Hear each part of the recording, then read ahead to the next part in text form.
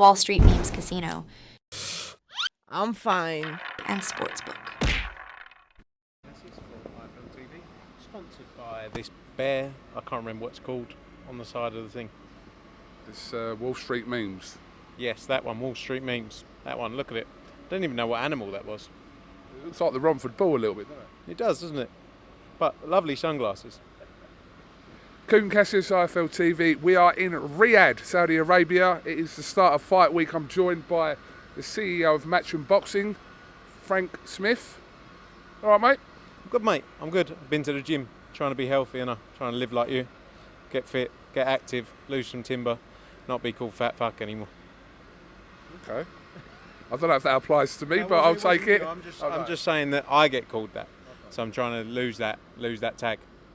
Okay. Your hair's actually now grown into a normal. We're not really kind of surprised by seeing you like this anymore. It's like, yeah, very, don't know. Ben Affleck back in the day. It's more like tennis ball length, to be honest. But I'm thinking about keeping it around here. You know, it was a bit too much. It looked like that Andy McCart, didn't I? You know, I haven't got the abs like him, but I had the hair like him for one point in my life. Maybe not the abs. When did you get here? You've been travelling the world, obviously. That's what you do. Got here yesterday morning, about 3 a.m. Had a few media bits yesterday. All the fighters were there, and yeah, been in Africa. Came home for 24 hours and then came out here. So it's good to be back in Riyadh. Lovely weather. Absolutely lovely weather here in Riyadh. Right, I don't even really know where to start. Like, I haven't seen you in. I know, how long? It's been like, I'd say 4 months. You look well. That's absolutely ridiculous. Of course I've seen you in 4 months, Where haven't have I? you seen I interviewed you recently. Where was it at? The Next Gen show. Were you there? That week I interviewed you. In December? No, the Next Gen show that was recent. Oh, in February. Really? Oh, I saw you then. Yeah. That's when I saw you, 4 weeks ago. Yeah. So not that long ago. But I'm used to, you know, back in the day we used to spend so much time together. We used to sit in the car together, didn't we? We used to drive up all around the country. And now look at us. We're in Riyadh. We're in Riyadh, absolutely. Start of fight week. We don't know what's going to happen this week. These weeks are really... I was going to use the word chaos in there because of the title, but they are a bit chaos. Organised chaos, shall we say. But you nervous for Joshua this week? Not really. You know, look, he's in great shape. He's coming off the back of a run of, 3 fights in just a 10-month period. This is his fourth fight in 11 months now. I think he's looking the best he's looked in a long time. I think the confidence is there, the spite's there, and he knows what he needs to do. It's a hard fight. Any fight at heavyweight is a tough fight. You know, we saw Frustartion, what he did against Tyson Fury, and that's, when you're that size, that's the worry as always. But I think AJ's in great shape and he's ready for it. It's a strange kind of a few months we've had with Frustartion in the picture of heavyweight boxing, and rightly so as well after his performance against Tyson Fury. But it is still a bit of the unknown, isn't it, with Frustartion? He pulled out a great performance against Fury, but this fight with Joshua, again, it's difficult to kind of gauge exactly what sort of, with styles make fights, that old cliche saying, how this is going to pan out.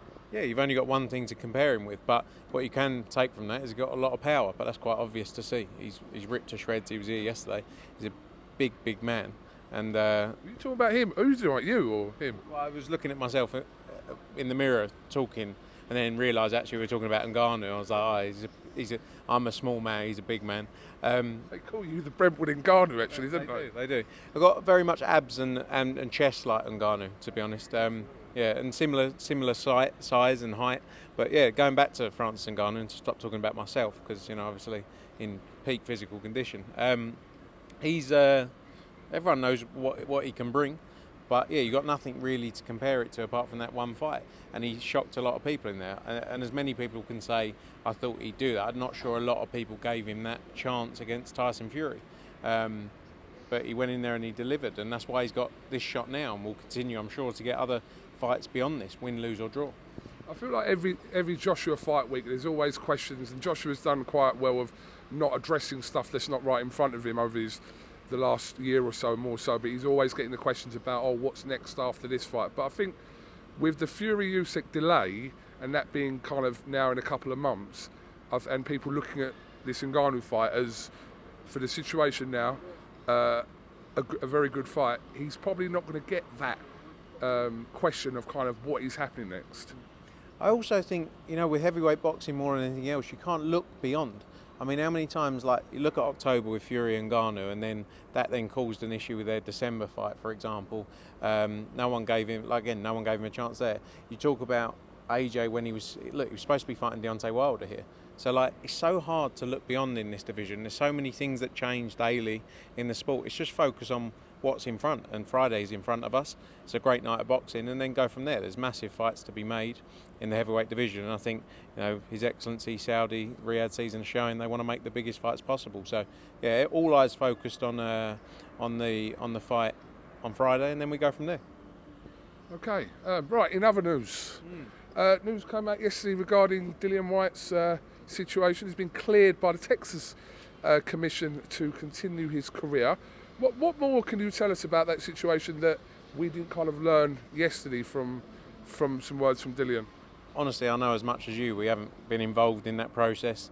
That's something Dillian and his team have been dealing with in the background, I'm sure, ever since the news came out back in, August, was it? Yeah, August last year. He's had a long time out the ring, but yeah, as far as I'm concerned, as much as you read, he's cleared to box. He's been through that process, and I'm sure he'll be eager to get back in there. Probably needs the right kind of fight now to get back in. It's a shame because he's missed in that time. He obviously missed the AJ fight. He's missed a big time in heavyweight boxing in Saudi so far. But he needs the right kind of fight to come back. And he's had 18 months out the ring when he boxed November 2022, was it? Something like that. So it's a long time to be out the ring. So he'll want the right type of fight to come back in, and then I'm sure he'll want to get back in the big fights. Having spent kind of the majority of his career kind of on Matchroom shows, etc. We know obviously yourself and Eddie have worked very closely with some of Dillian's big fights. Is it possible that you kind of rekindle that relationship with Dillian at some point? Yeah, I think anything's possible. We've worked on, 16 of his fights, maybe even more. Some massive nights, some massive pay-per-view nights. And for sure, we'll definitely look at opportunities. I'm sure he'll be looking at what's best for him right now, but when the time comes, I'm sure we can, But like I say, he'll be eager to actually get back in there and get back fighting. What can you tell us about Canelo? Question maybe for Eddie Hearn. It looks like it's a changing landscape every day. I don't know if they're rumours or how much scope there are in Canelo's next move regarding PBC or not, etc., or with Eddie, etc. But can you tell us anything about that? As far as I'm aware, conversations ongoing. He'll be looking at what his options are, what he's going to do. But those conversations ongoing. Something Eddie's been dealing with. He's got a good relationship, or a great relationship, obviously, with Canelo. We've had the joy of working with him many times. But everyone's going to want to work with Canelo Alvarez. He's the star of the sport. So, I'm sure news on that soon. Look, May 4th is 9 weeks away. 9 weeks or 8 weeks this Saturday. Not long to go. So if anything, it needs to move very quickly. And I think, we should have some news soon, I'm sure. They don't involve me in the big stuff, mate. I just get... What's your level of involvement? Like, who's the highest person regarding a fight would you be involved with? Do a lot of the 4-rounders, mate. Don't get involved in the big stuff. I do 4-rounders and international relationship. That's me. Anything else, don't go near. They don't trust me anymore, do they? I feel like sometimes when we ask Hearn stuff and he doesn't really want to answer it, he does sort of kind of say, Frank's dealing with it. And we don't know what that means, really. That could fucking mean anything. Yeah, basically that's what we both do. If I don't want to answer a question, I go, I don't know, I'm not on that level of the company to be allowed to know these answers. I get told at the end, because otherwise I might break it. I've got a big mouth and I talk a lot, don't I? I give all the secrets out. So I'm sort of locked away now. They don't involve me with anything. I feel been there 16 years. You think by now they'd trust me? Conor Benn, is that your level? Don't get involved in Conor Benn. No, not allowed in that anymore. I'm doing a lot of the 4-rounders on the next gen. I'm very involved in at the minute. Conor Benn, news very soon. Hopefully in the coming days we will have some answers. It's been a process that's been going on for so long now. It's not been far off 2 years since that all started. So I'm hopeful next couple of days we'll have some news. There's big fights out there to be made for Conor Benn. My sole focus in life, personally, I'm not saying on behalf of Matchroom or Conor Benn, But my personal sole focus, because I've wasted so much energy and time on it, is to make the Chris Eubank Jr. Conor Benn fight. I think it's the biggest fight out there. I think it's You failed miserably in that, haven't you, Well, Frank? I didn't. I'm joking. I made it the first time with Calla, and then Eddie comes in. He goes, "Oh, I'm delighted to have made this fight." You know, so that's why I have to sort of stay in the background, because otherwise he just takes the credit for it, doesn't it? But Frank, Eddie says the other day, obviously, he said that there's basically 4 opponents that he's shortlisted down to. Each one of them, whoever they A, B, C or D, would be pay-per-view worthy. But he said that he stopped talking about Eubank in meetings now. he has. No, I think everyone has. Honestly, the reality is everyone's sort of past it. But my personal takeaway Matchroom sole focus, personally in my life, whether it's now or when I'm 85, is to make a Benn via Eubank. One of them. You get the credit for it. Yeah. So I'm not wasting anyone else's energy on it, just my own. I would love to make it. But I think a lot of other people have lost patience with it, being completely honest. What? With the situation or with Eubank himself? I think with I think the process. Look, I think with the news, hopefully of this week, everything good. We can get it on in the UK, no issues. I'm hopeful that we can do it, but I'll carry on with that in the background and see if I get anywhere. We're kind of gauging where your level is. Do you think if the outcome for Conor Benn is positive with the result, do you think that will help the situation with Eubank? Yeah, for sure. For sure. I think there's been difficulties, obviously. Conor's been through a process twice now. He's going through it for a third time. And at this point, he gets, clear that this one, there's no stumbling blocks from him fighting in the United Kingdom. He's been boxing. He's had 2 fights in the US with both the Vegas and the Florida Commission, or Nevada and Florida Commission. So, I'm hopeful we can get there. It's a massive fight, and Britain needs huge fights right now. We saw it with Taylor Castrol. There's a demand for it, and we saw it the first time we did or announced and went on sale with Eubank Benn. It sold out in a matter of minutes. So I believe we can get there. But I'm not going to waste anyone else's time with it, just mine, and I apologise to everyone for talking about it. Until you make it, we're going to keep talking about it. So that's on IFL. I don't know about any other platform, but we're going to keep talking about it. So do you think if you went up to like the average boxing fan and say like list 3 things you think that Frank Smith is responsible for, do you think they'd be able to answer that? Probably not. A lot of people think I'm a T-boy. My responsibility now is I probably run the day-to-day operations of the business, make sure that the more money comes in than goes out is the simple maths of business as far as I understand. It's a Matchroom night out, obviously. Yeah. And international growth, like partner relations, but international growth. I was in Equatorial Guinea a few days ago trying to do an event there. Eddie says I like to go on a lot of holidays, which is a holiday to him is me going to try and do a deal.